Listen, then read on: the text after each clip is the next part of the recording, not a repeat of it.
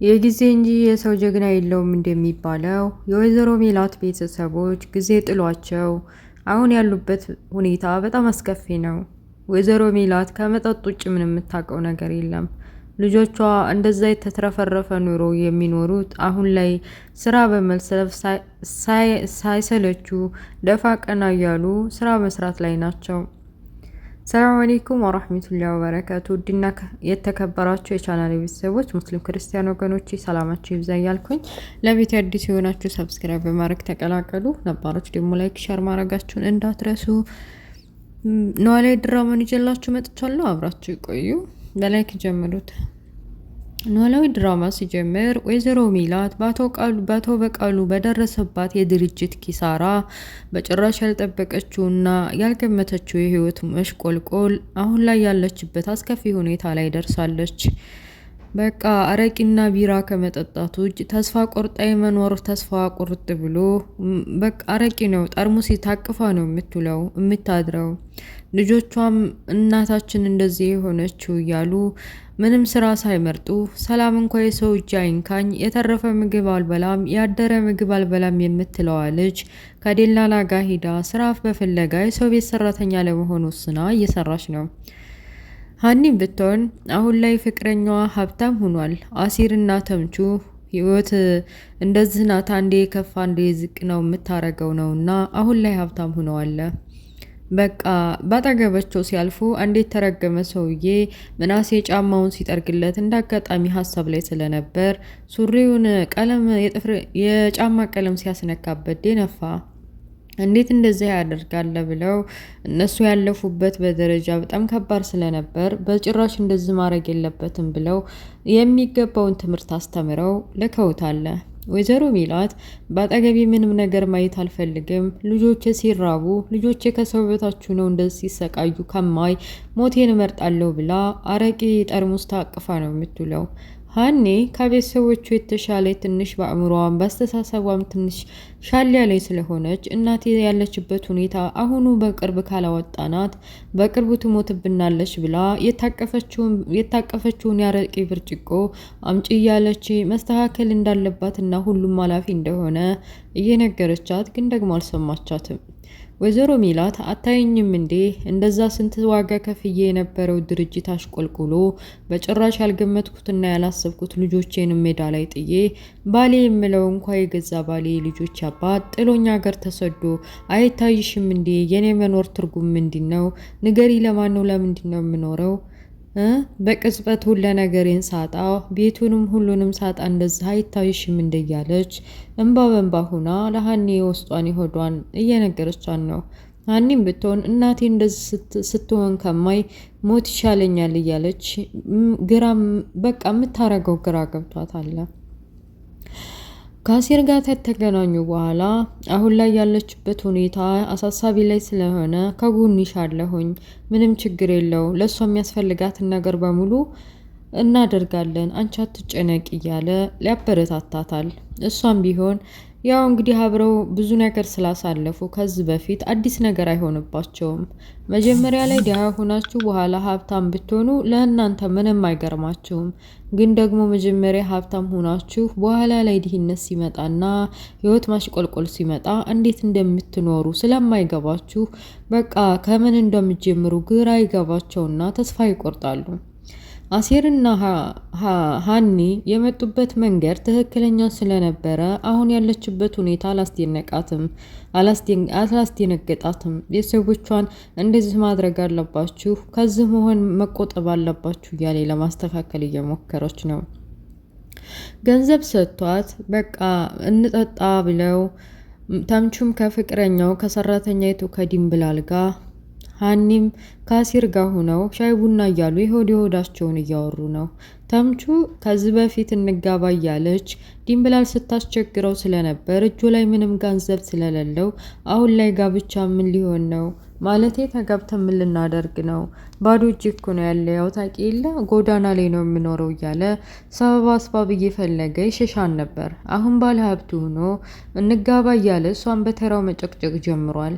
ዲምብላል ደግሞ እንደዛ እኔን ደግሰው ለመዳር የተዘጋጁ ሰዎች አሁን ህይወት ፊታና ዙራ እንደዚህ አሽቆልቁለው ሳይና እንደዚህ ተሰባብረውና ችግርና መከራ ላይ ሆነው ሳይ እኔ እንዴት ብዬ ነው አሁን ላንተን ላገባ እምዘጋጀው? ምናልባችና እነዚህ ሰዎች እኮ ትናንትና እኔ እናንተ ለማግባት ዝግጁ ብንሆንና ብንጋባ ኖሮ እኔን ለመዳር ዝግጁ ነበሩ።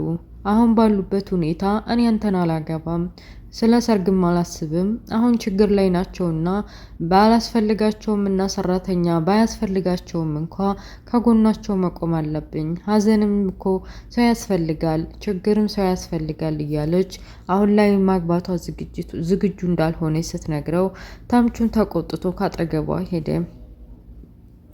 አሲርና ሀና ለእናቷ የሚያስፈልጋትን መድኃኒት እና አንዳንድ ምግብ ብርም ይዘው ሊጠይቋት ሲሄዱ የወይዘሮ ሚላት እንደዚህ መሆን ስቃይና መከራ እንደዚህ መሆን በቃ እየገረማቸው ሰላምም ተብዬዋ ከደላላው ጋር ሂዳ እየተነጫነጨች ነው። ደላላው በቀን በ2 ሳምንት 5 ቢት መቀየርሽ እኮ ነው።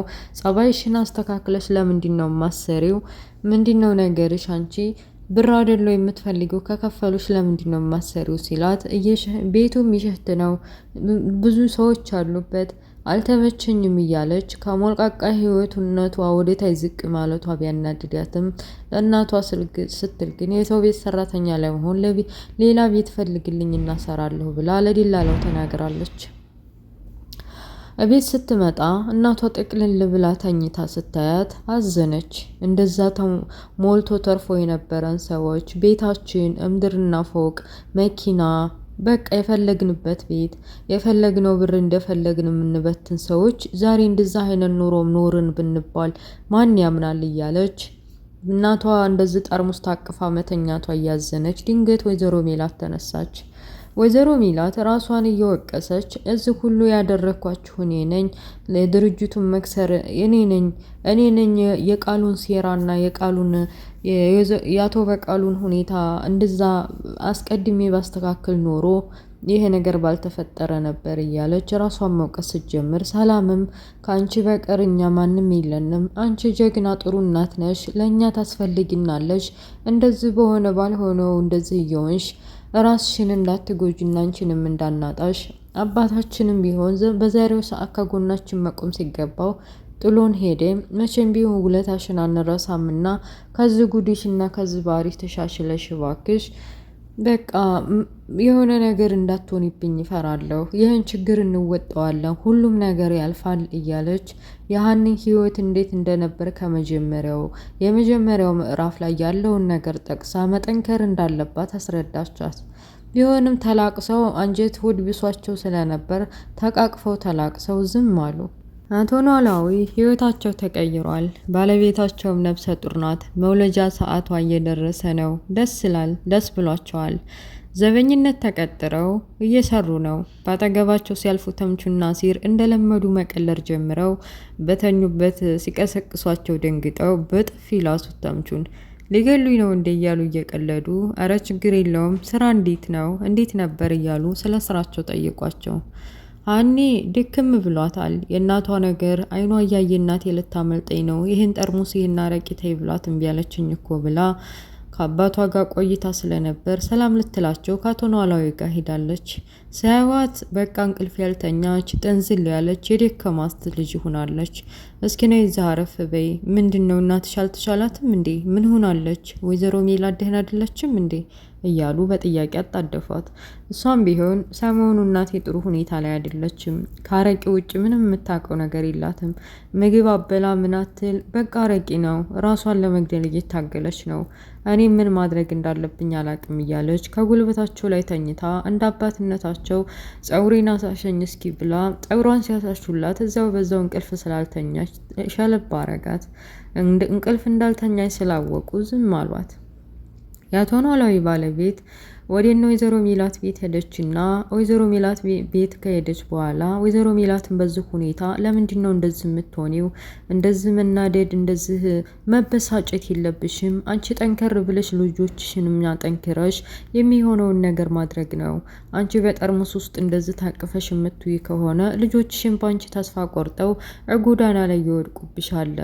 እና አሁን ደግሞ አድገዋለ። ሰላምን ብትይ ምናሴም ብትይ አድገዋለ። ሀኒም ብትይ ህፃን ቢኖሩ ምን ታረጊያቸው ነበር? ገና ጡጦ የሚጠቡና ዲያዲ የሚሉ ልጆች ቢሆኑ ምን ታደርጊያቸው ነበረ?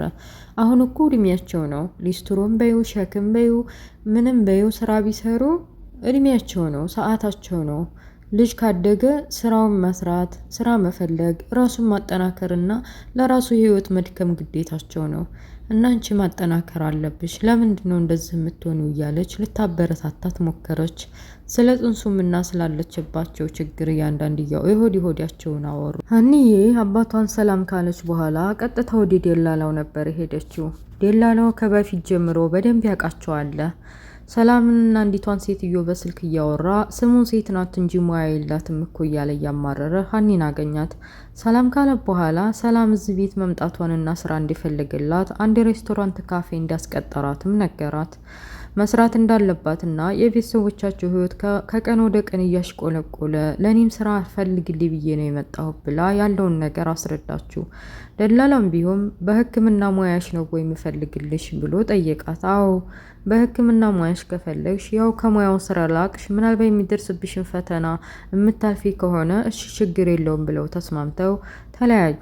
ወይዘሮ ሜላት በልጆቿ እንደዚህ መንከራተትና እንደዚህ ስቃይና መከራ መብዛት እያሳዘናት፣ በዚሁም ላይ ደግሞ እኔ ሸክም ልሆንባቸው አልችልም ብላ በረኪና ገዝታ ማንም ሳያት ባዶ ቤት ለመጠጣት እየሞከረች ቢያንስ ቢያዝኑ በጥቂት ጊዜ ነው እኔ ብገላገል ይሻላል እያለች በቃ ለመሞት አስባ በረኪና በእጇ እንደያዘ ድራማ ያልቃል። እና ውድ ቤተሰቦችዬ ኖላዊ ድራማ እንግዲህ አሁን ላይ ለመላው ለማህበረሰቡ ትምህርት ይሆናል ብዬ አስባለሁ። ማግኘትና ማጣትና ማግኘት እንዳለ ሁላችንም ልንማርበት ይገባል። ምዕራፍ 2 ተለቋል። ስለነበረ ቆይታ አመሰግናለሁ። ኔክስት በሌላ ፓርት እስከምንገናኝ መልካም ሁሉ እመኝላችኋለሁ። ለቤት አዲስ የሆናችሁ ሰብስክራይብ ማድረጋችሁን እንዳትረሱ፣ ላይክ ሼር እያደረጋችሁ አበረታቱኝ። ባይ ባይ ቻው።